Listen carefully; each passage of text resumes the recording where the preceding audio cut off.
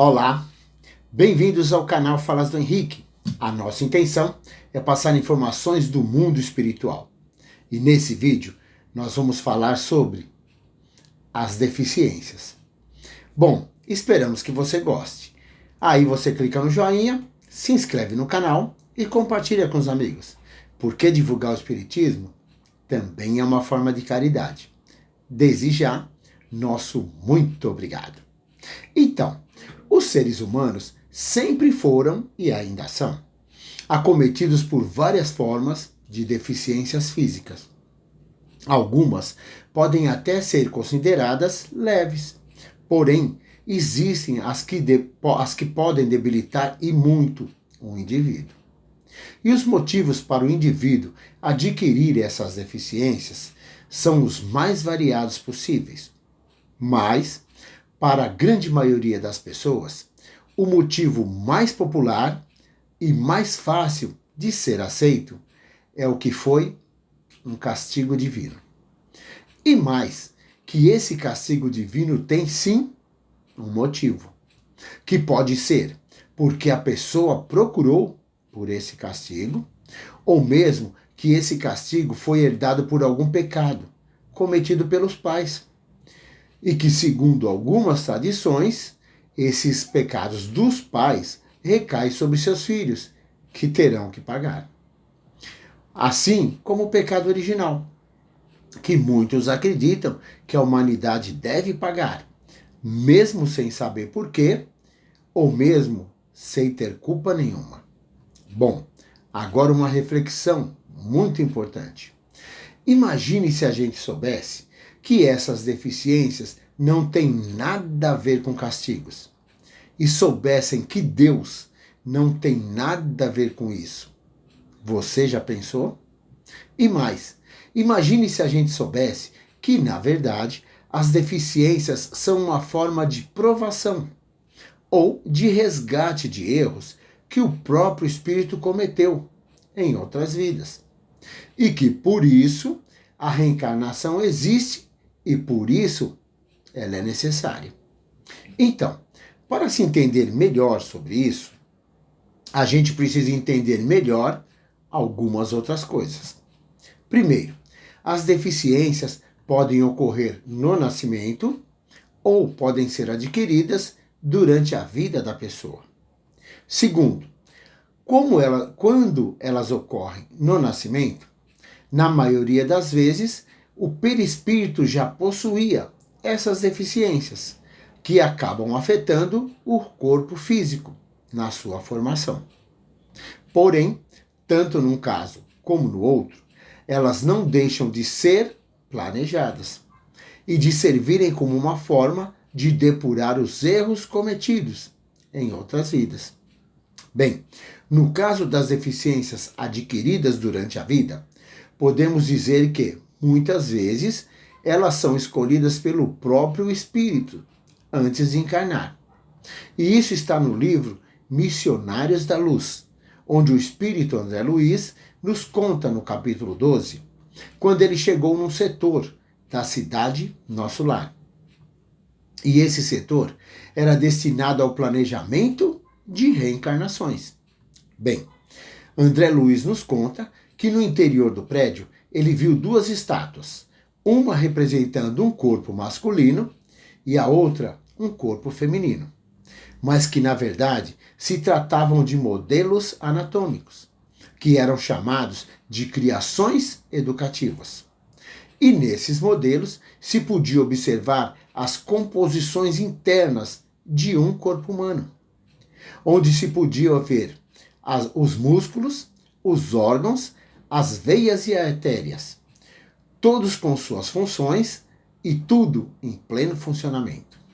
E diante do espanto, André Luiz foi informado que aquilo era um equipamento usado para a organização de um corpo físico e que aquele específico, ou seja, essa máquina de organização, eles chamavam de máquina orgânica e que aquele específico seria usado para um espírito na sua próxima encarnação. Bom, continuaram o trajeto e mais adiante, ele e o seu instrutor foram abordados por um jovem prestes a reencarnar, que pediu informações sobre o seu novo veículo físico. E o instrutor respondeu, dando os parabéns ao jovem, por ter aceito a sugestão sobre um defeito em sua perna, dizendo que o jovem lutaria com dificuldades no início de sua nova jornada, mas que a superação lhe faria um grande bem.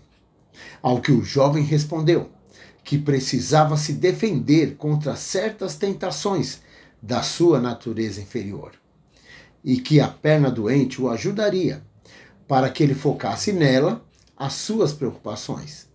E isso serviria de antídoto contra a vaidade e contra a devastação de seu amor próprio. Bom, depois disso e mais adiante, eles se encontraram com uma mulher que preparava a sua volta ao mundo físico para poder ajudar no resgate espiritual do seu marido e filhos. Porém, ela pedia para que a sua aparência física não fosse perfeita, para que assim sua importante tarefa não fosse prejudicada. E dizia que precisava fugir de qualquer possibilidade de falhar em sua tarefa, e que nesse caso, um corpo perfeito poderia atrapalhar o seu êxito. E por isso, ela não desejava um corpo belo, pois preferia a redenção do seu espírito. Então, a partir desses relatos, nós podemos ver que muitas coisas que nós julgamos como sendo castigos, na verdade trata-se da misericórdia divina agindo sobre a humanidade, que permite ao espírito se redimir dos seus erros e dos seus desvios de conduta. Agora, tem outra coisa. Sabe-se também que existem as lesões do próprio perispírito, que são causadas por desencarnes violentos ou de forma bruta, onde o espírito pode chegar ao plano espiritual com algumas deformações, que podem lhe gerar uma fixação mental, da qual ele não consegue fugir. E isso pode acontecer porque tudo é determinado pela mente.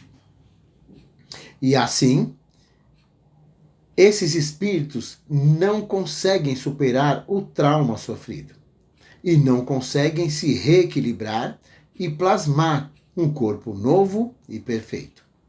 E então, eles assumem para si mesmos que aquela imagem deformada é a imagem real. E eles podem se manter dessa forma durante anos.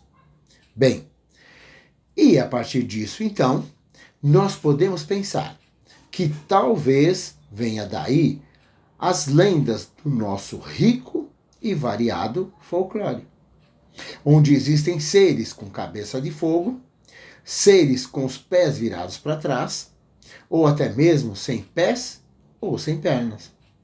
Ou seja, nós podemos pensar que os povos antigos, que possuíam pouca cultura e que andavam por caminhos de condições mínimas e sem iluminação, podem ter cruzado com esses espíritos deformados e que após o susto, eles tenham tentado explicar o que viram, acrescentando um motivo mais elevado para aqueles espíritos estarem vagando pelas estradas, pelos pastos e pelos rios. E por isso começaram a chamar esses espíritos de guardiões da natureza. Agora, o que se sabe, e que o próprio espírito André Luiz relata no livro Nosso Lar, é que esses guardiões da natureza existem sim, mas que não possuem as aparências descritas no nosso rico e variado folclore. E isso é para se pensar. Bom, você gostou do vídeo? Então clica no joinha, deixa um gostei e compartilha com seus amigos. O Plano Espiritual agradece. Até o próximo vídeo. Tudo de bom e muita luz para você.